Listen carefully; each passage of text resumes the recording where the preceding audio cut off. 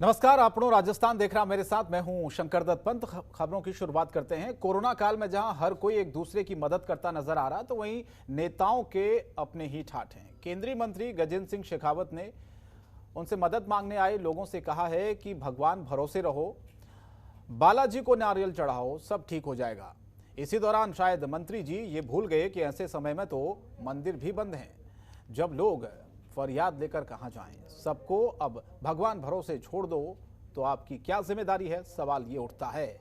आप खुद सुनिए केंद्रीय मंत्री गजेंद्र सिंह शेखावत का ये बयान।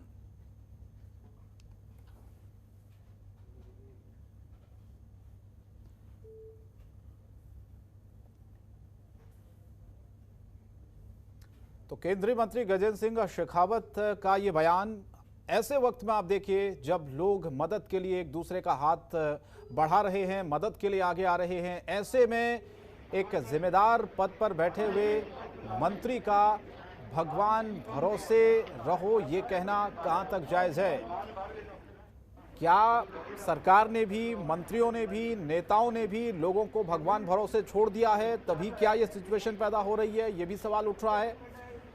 और ऐसे वक्त में सभी लोग एकजुट होकर इस कोरोना महामारी से लड़ने के लिए एकजुट हो रहे हैं और सभी का एक ही संकल्प है कि इस महामारी को हराना है। लेकिन जिम्मेदार पद पर बैठे व्यक्ति, मंत्री अगर इस तरह का बयान दें तो सवाल खड़े होते हैं। सुने जरा गजेंद्र सिंह शेखावत का वो बयान, सुनाते हैं आपको क्या कहा उन्होंने। ठीक हो जाएगा, भगवान करे। आज में बालाजी महाराज ने कार्य करना है। बालाजी महाराज ठीक है। यहाँ पर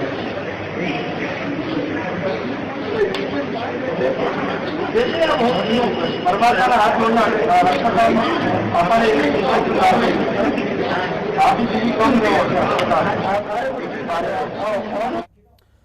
जयपुर से मेरे सहयोगी संजय मेरे साथ जुड़ रहे हैं इस खबर पर ज्यादा अपडेट के लिए, जानकारी के लिए। संजय, ये ऐसा वक्त है कि सभी को मिलजुल कर काम करना है, कोरोना से लड़ना है, लेकिन केंद्रीय मंत्री गजेंद्र शेखावत का ये बयान ऐसे वक्त में कि नारियल चढ़ाओ, भगवान भरोसे आप रहो, तो ये सवाल तो पूछा जाएगा नेताओं से कि आपने जनता को क्या भगवान भरोसे ही छोड़ दिया है? तभी ये स्थिति देश में उत्पन्न हो रही है। शंकर, मैं बता दूं आपको कि मंत्री गजेंद्र सिंह शेखावत का ये बयान अपने आप में एक शर्मनाक बयान है।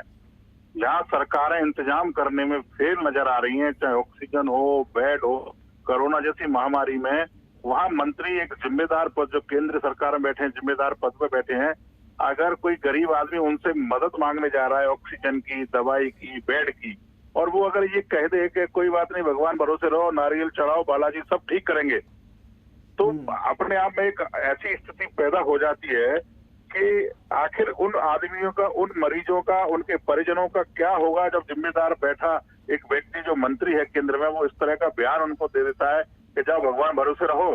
फिर आपको वोट देके सरकार में क्यों चुना है? और इस जनता ने आपको ये ताकत क्यों दी है? वोट की ताकत से आपको क्यों मंत्री बनाया है? आपकी जिम्मेदारी नहीं बनती ये है कि आप वहां उनके लिए ऑक्सीजन, बेड की व्यवस्था करें?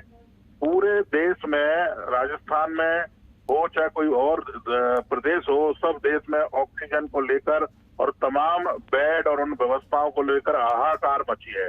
ऐसे में मंत्री का ये बयान अपने आप में दुखद है और बहुत ही शर्मनाक भी है। कल खुद राजस्थान के परिवहन मंत्री प्रताप सिंह खाचरियावास ने भाजपा के सभी सांसद और मंत्रियों को हाथ जोड़कर निवेदन किया था कि भैया 25 सांसद जो राजस्थान से जीत के गए और केंद्र में 3 मंत्री हैं, वो भैया राजस्थान के हिस्से की ऑक्सीजन की व्यवस्था कराएं, वो बाहर निकलें, लोगों की मदद करें। सरकार के, राज्य सरकार के मंत्री और खुद मुख्यमंत्री लगातार केंद्र के मंत्री और प्रधानमंत्री से गुहार लगा रहे हैं कि भैया यहाँ ऑक्सीजन की व्यवस्था नहीं है, लोग मर रहे हैं, रोज आंकड़ा बढ़ रहा है, रोज संक्रमण का आंकड़ा बढ़ रहा है, व्यवस्था कराइए, इंजेक्शन की व्यवस्था कराइए। लेकिन मंत्री इंजेक्शन की व्यवस्था, ऑक्सीजन व्यवस्था के लिए सरकार, केंद्र सरकार से लड़के लाने की बजाय जनता को ये सलाह दे रहे हैं कि आप जाइए, नारियल चढ़ाइए, बालाजी सब ठीक करेंगे।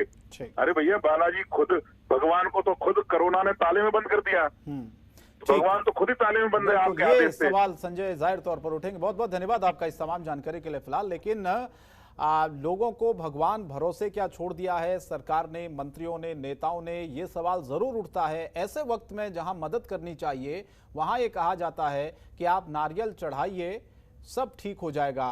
तो ये सवाल उठता है व्यवस्था को लेकर। एक तरफ सरकार को मदद करनी चाहिए लोगों की, स्वास्थ्य व्यवस्थाओं की क्या स्थिति है देश में वो देखनी चाहिए। दूसरी तरफ इस तरह का बयान देकर क्या सरकार अपनी जिम्मेदारी से पल्ला झाड़ सकती है क्या? खबर हनुमानगढ़ से, जहां पर हरियाणा में भारतीय किसान यूनियन के अध्यक्ष राकेश टिकैत और किसान नेता युद्धवीर सिंह गांव चौटाला पहुंचे। चौधरी प्रदीप गोदारा के स्वर्गीय पिता चौधरी राजेंद्र गोदारा के स्वर्गवास होने पर उनके निवास स्थान पर शोक व्यक्त करने के लिए पहुंचे। इसी दौरान राकेश टिकैत ने प्रेस कॉन्फ्रेंस करते हुए सरकार के 3 काले कानूनों के खिलाफ किसानों के सामने अपनी बात को रखा। उन्होंने ये भी कहा कि किसानों को किसान आंदोलन में बढ़ावा देना चाहिए। सारे देश के किसान एकजुट होकर किसान आंदोलन करेंगे, तभी केंद्र सरकार इन तीनों काले कानूनों को वापस लेगी। पिछले 5 महीने से दिल्ली में भूखे प्यासे किसान आंदोलन में लगे हुए हैं और जब तक ये 3 काले कानून केंद्र सरकार वापस नहीं लेगी तब तक ये किसान आंदोलन इसी तरह से चलता रहेगा।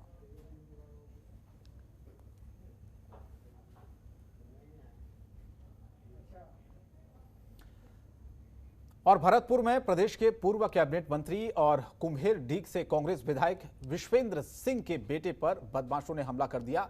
मामला मथुरा गेट थाना इलाके का है, जहां पर जिला कलेक्टर कार्यालय के सामने सरेराह मंत्री के करीबी वैभव चौधरी को कुछ बदमाशों ने दबोच लिया और उस पर लाठियों से ताबड़तोड़ हमला कर लहूलुहान कर दिया। सूचना पर पूर्व मंत्री विश्वेंद्र सिंह और पुलिस मौके पर पहुंची। दोनों को इलाज के लिए अस्पताल में भर्ती कराया गया। पूर्व मंत्री विश्वेंद्र सिंह ने कहा है कि मेरे करीबी व्यक्ति पर कुछ बदमाशों ने हमला किया जो बेहद निंदनीय है और पुलिस को तुरंत उन बदमाशों की पहचान कर उन्हें गिरफ्तार करना चाहिए। दरअसल कई दिनों से मंत्री के बेटे अनिरुद्ध सिंह और उनके दोस्त वैभव चौधरी की मित्रता की फोटो सोशल मीडिया पर वायरल हो रही थी, जिसके खिलाफ कुछ लोग लगातार लिख रहे थे। वहीं पुलिस से हमला करने वाले अज्ञात बदमाशों की तलाश कर रही है।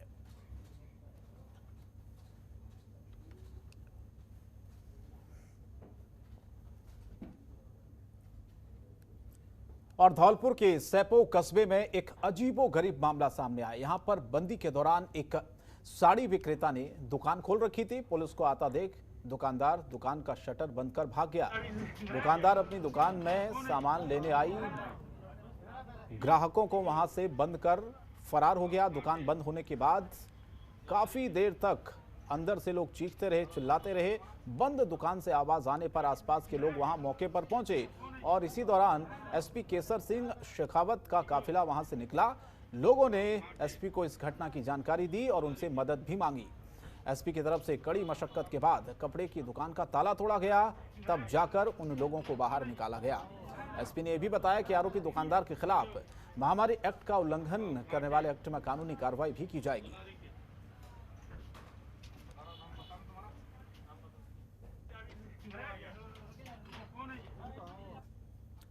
कोरोना की रोकथाम को लेकर प्रशासन सख्त है। तिजारा थाना अधिकारी जितेंद्र नवारिया ने पैदल ही बाजारों का जायजा लिया। उन्होंने खुले दुकानों को बंद भी कराया। कस्बे के दीवाना वाला चौक पर पुलिसकर्मी अपनी बाइक पर बिना मास्क के दिखे, जिसके बाद थाना अधिकारी ने इनका भी चालान काटा। उन्होंने पुलिसकर्मी से कहा कि लापरवाही बिल्कुल नहीं बर्दाश्त होगी, सावधानी बरतें, सुरक्षित रहें। तो पुलिस लगातार ये संदेश भी दे रही है सड़कों पर निकलकर, और जो लोग नियमों का पालन नहीं कर रहे हैं उनके खिलाफ चालान भी हो रहा है। ये तस्वीर तिजारा की है, जहां कोरोना की रोकथाम को लेकर प्रशासन पूरी तरह से सख्त नजर आ रहा है।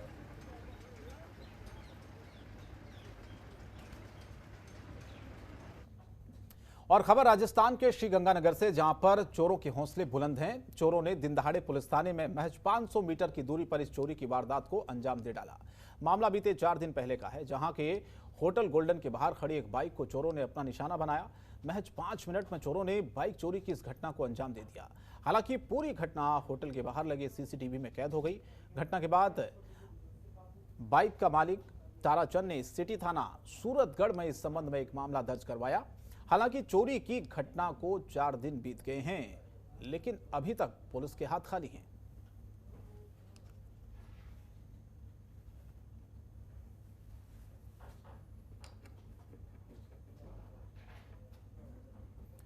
और बाड़मेर जिले में लगातार बढ़ रही कालाबाजारी की शिकायतें मिल रही है। जिले के डीएसओ अश्विनी गुजर ने तय कीमतों से ज्यादा राशि वसूलने वालों के खिलाफ कार्रवाई की है, जहां पर रसद विभाग ने इन दुकानदारों के 5-5 हजार रुपए के चालान भी काटे हैं।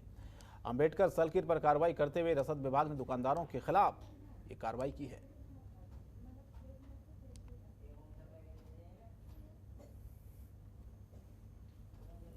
और नीमराणा एसडीएम योगेश देवल की कार्रवाई से क्षेत्र में हड़कंप का माहौल है, जहां एसडीएम ने एक कॉम्प्लेक्स में गारमेंट्स की दुकान पर नकली ग्राहक भेजकर यह कार्रवाई की है।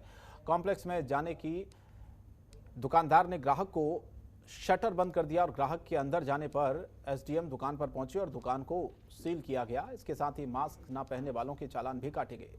तो चोरी छिपे लोग कई दुकानों को खोल रहे हैं, बाहर से शटर बंद कर दिया जाता है ताकि प्रशासन को भनक ना लगे, और ऐसे ही लोगों पर अब प्रशासन कार्रवाई कर रहा है, जुर्माना भी लगा रहा है।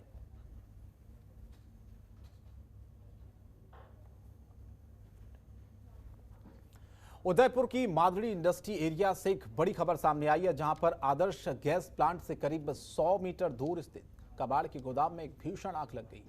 आग इतनी भयंकर लगी कि तकरीबन 50 से 60 फीट ऊंची आग की लपटें निकलती दिखाई दी। आग की सूचना मिलते ही उदयपुर नगर निगम की फायर ब्रिगेड टीम मौके पर पहुंची। काफी मशक्कत के बाद आग पर काबू पाया गया।